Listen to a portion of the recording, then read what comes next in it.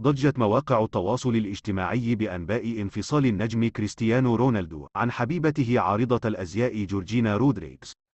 وفي التفاصيل، قالت حسابات عالمية إن رونالدو طرد حبيبته وأم أولاده جورجينا خارج منزله، بعدما طرد مدربها الشخصي وهو صديقه أيضا بسبب تسريب صور لهما معا.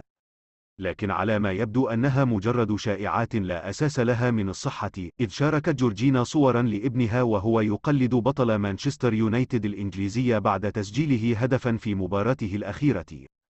وما ينفي أنباء انفصال رونالدو عن جورجينا أيضا هو أنه اشترى أغلى قصر في البرتغال قبل أيام، حيث قد يختتم مسيرته الكروية في وطنه تحقيقا لأمنية والدته.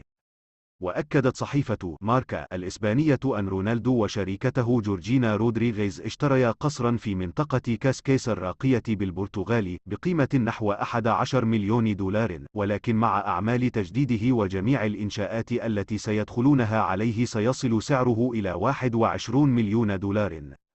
وأوضحت الصحيفة أن قصر رونالدو هو الأغلى في البرتغال ويقع في قلب واحدة من أرقى المناطق السكنية في البلاد فيما يسمى بالريفيرا البرتغالية، والتي تضم مدن كاسكايس وإستوريل وسنترا. وكشفت الوكالة العقارية التي تولت مسؤولية تطوير قصر رونالدو الجديد الذي سيتسلمه بداية العام المقبل أنه مصمم على أحدث الطرز العالمية ويقع على مساحة 2720 مترا مربعا، وتبلغ مساحة البناء 544 مترا مربعا، ويتكون من 3 طوابق ويضم حدائق ومسبحا كبيرا. وكانت والدة رونالدو قد صرحت في الموسم الماضي بأنها تريد أن يعود ابنها لفريق طفولته سبورتنج لشبونة البرتغالي الذي ارتدى قميصه عام 2002 قبل أن ينتقل في العام التالي لمانشستر يونايتد في فترته الأولى. من جانبها، كشفت كثير من الصحف عن سبب عدم زواج اللاعب البرتغالي كريستيانو رونالدو من حبيبته جورجينا رودريغز حتى الآن، ومن الأسباب الجادة هو رفض والدة رونالدو دولوريس أفيرو زواجه من صديقته، وذلك بسبب ظن والدته أنها تريد الزواج منه طامعة في أمواله فقط وليس لأنها تحبه حبا صادقا.